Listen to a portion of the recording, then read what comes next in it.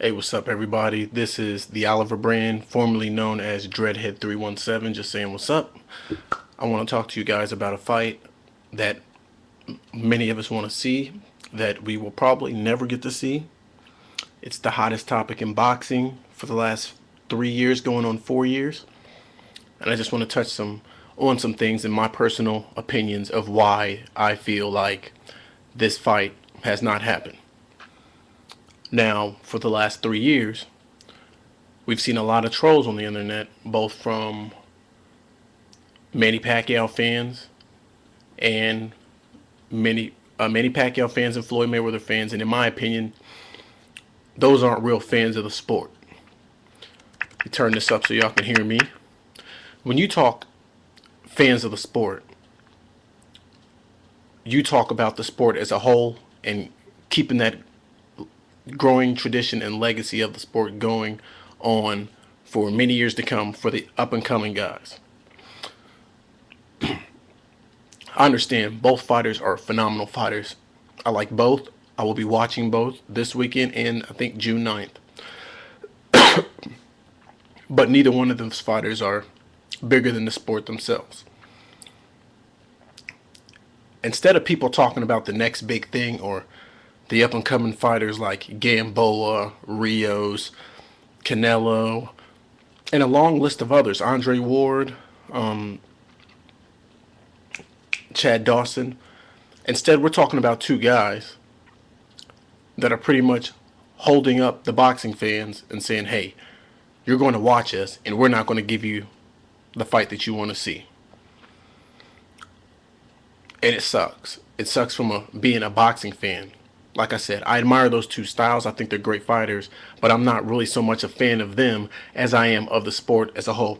And that comes from me being a fighter and being in the cage and being in the ring and having that experience and being able to have a boxing coach that was in that position that's trained world champions before in the past. I've heard excuses from both sides, from blood testings to imaginary arenas to fit for purse split to being afraid of a zero loss or losing a zero on your record to being afraid of needles and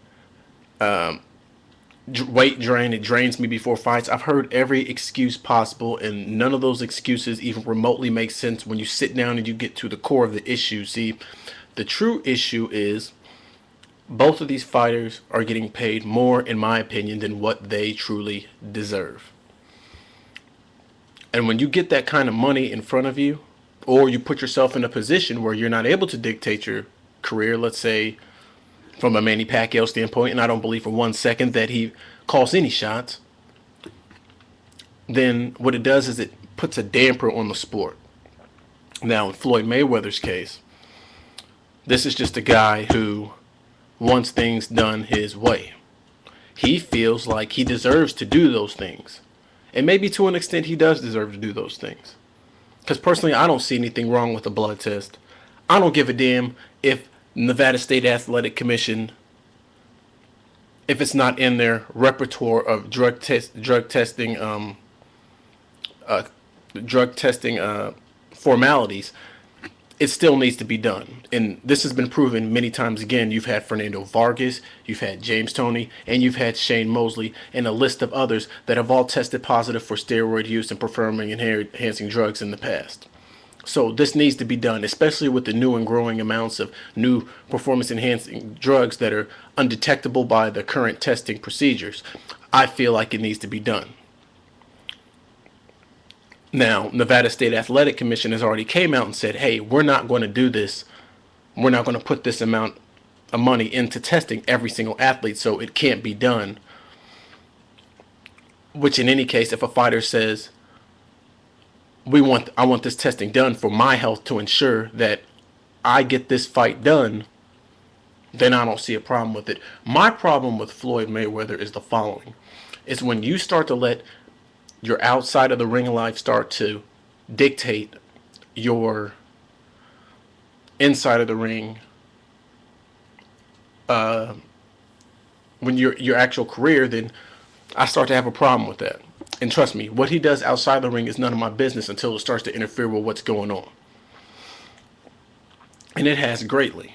I don't want to hear about his baby mama's issues, to be honest. And I honestly don't have an opinion on it because I wasn't there. I wasn't in the courtroom. I didn't hear his side of the story.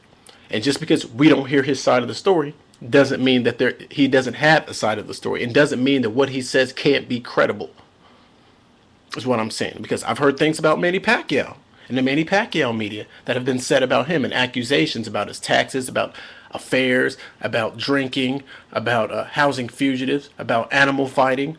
I've heard all of that shit, but it's none of my concern. And and I don't think that should be the focus when it comes to these two fighters. I think that people have become, as many Floyd haters and as many Pacquiao haters as there is, these so-called haters have a lot to talk about in respect to these guys' personal lives, when indeed they need to be talking about what they're doing inside of the ring.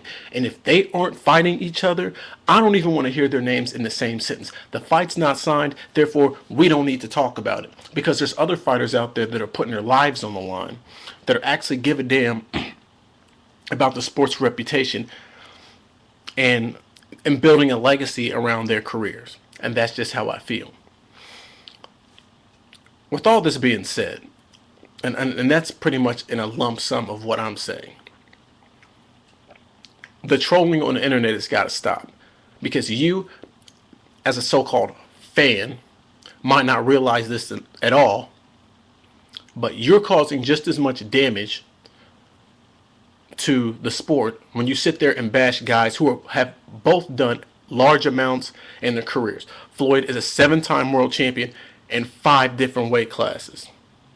Manny Pacquiao is an 8-time world champion in 8 different weight classes. Neither one of those are easy feats. Neither one are. And you can argue about whose resume is more impressive and whose isn't, but at the end of the day, both have astounding resumes and both deserve a lot of praise for the things that they've done, and both are Hall of Famers, whether you want to accept that or not. They're both headed there when their careers are over, whether or not they lose now, lose later, or retire today. They're both going to the Hall of Fame and deserve respect for the amount of time that they have put into the sport and paving the way for fighters to be able to get on television or just be able to be on pay-per-view and display their skills, because those guys paved the way and they influence the guys that are up and coming today with the decision making that they make when it comes to the business part of boxing. So what I'm trying to say is this: the trolling on the internet needs to stop. It needs to. I understand you might favor a fighter because of their skills, but in that same sentence doesn't give you the right to sit there and put someone else's accomplishments like Floyd's or Manny's off like it doesn't mean anything, because their legacies mean a lot. If you guys don't realize, these dudes do what people dream of. Some people spend their whole lives trying to get to the point that they're at and they never make it, and they got there, and they both come from extenuating circumstances. You're talking about, we'll start off with Mayweather, who witnessed his father get shot by his mother and was used as a shield, who grew up in 1-bedroom home, 7 people in the house, who grew up in the dope game around his father being a drug dealer. Rough areas of Grand Rapids, Michigan. Michigan, period, is rough. So Grand Rapids and Detroit, and that should tell you, that this guy comes from a rough background, and no joke, no play. And the same can be said about Manny Pacquiao, who grew up poor on the streets, I think Manila, Philippines, with absolutely nothing, who had to sell cigarettes just to get by and feed his mother. Those are rough circumstances. And they came up and they're able to do what they do today. And they're damn proud of it. You know what I'm saying? But I feel like along the way, both guys have sort of lost touch of what's important in this sport, about their legacy. Even though I've heard both say that, I don't think they fully understand it. Both fighters need each other, and like I said before, they've both made excuses of why they haven't fought each other, but the excuses are old. And it's to the point now, as me as a fan, my personal opinion, I've kind of grown apart from them too. Like, I watch them fight, but there's no real, I favor this fighter over this fighter type of deal. It kind of is what it is, and that should be what the fans' perspective of it is, and I think, you know, we as fans, we tend to look at things from a very black and white perspective. For instance, if I go out on the streets and I look a guy who I also know fights and says, I want to fight you, and that guy says, no, I'm not fighting you, what do we assume? He's scared. Why is it that I don't want to fight this guy? Oh, he's scared. He's scared of getting beat up. He's scared of getting knocked out, when in fact, that might not be the case at all. And the same applies to boxing, especially boxing. Even more so boxing, because this is a business. This is entertainment. This is no longer the sport, just sport it was back in the 1940s and 50s and 60s and 70s and 80s, where it was just, you know, Sugar Ray Leonard fighting Hagler. And by the way, that fight took a long time to make. This is grown into something much bigger with the social media networks we have out here. The sport is entertainment, and it is a business. And fights get made, and fights don't get made. It doesn't necessarily mean that a fighter is scared of the other fighter. And honestly, I don't think that either one of these fighters are scared of one another. They know that people are going to buy their fights regardless of whether or not they fight each other. There will be a ton of people that are going to buy Floyd versus Cotto, and there are going to be a lot of people that buy that fight because there are a lot of Puerto Ricans here in America, and they're getting the pay-per-view out to Puerto Rico anyways, and across the globe.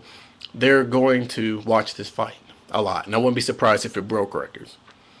There are a lot of Filipinos and Asians that are going to buy Manny Pacquiao versus Tim Bradley simply because they are fans of his. That's the name of the business. Fights get made, fights don't. I said it before, I'll say it again. Fights get made, fights don't.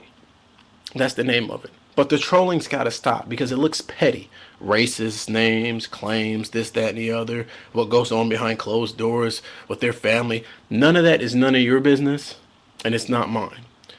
Be more concerned about the sport. Are you a fan of the sport? Or are you a fan of the fighter themselves? Because if you can't name 10, 15 fighters in history outside of those two, then you're not a true fan of the sport. You're just fans of that person at the moment. You're just living in their moment. Because when they're gone, and Floyd said it best, y'all gonna write about the next motherfucker. You ain't gonna write about me.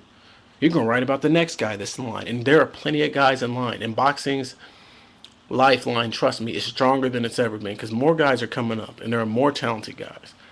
They might put the media and everything, they might tell you that the sport's dying, but trust me, it ain't dying. They'll just find someone else to replace them, and this sport will keep going. Boxing has too rich of a history to die. There have been too many greats before it.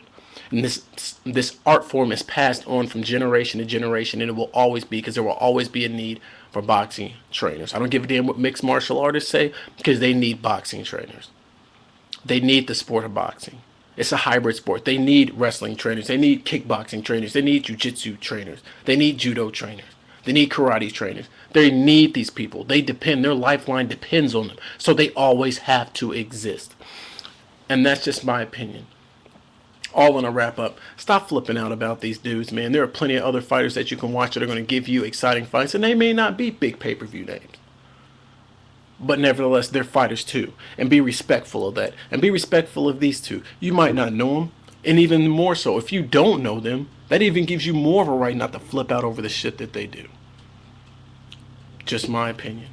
Learn to be a fan of the sport and not the fighter. The sport takes precedence over the actual fighter, and that's just my opinion.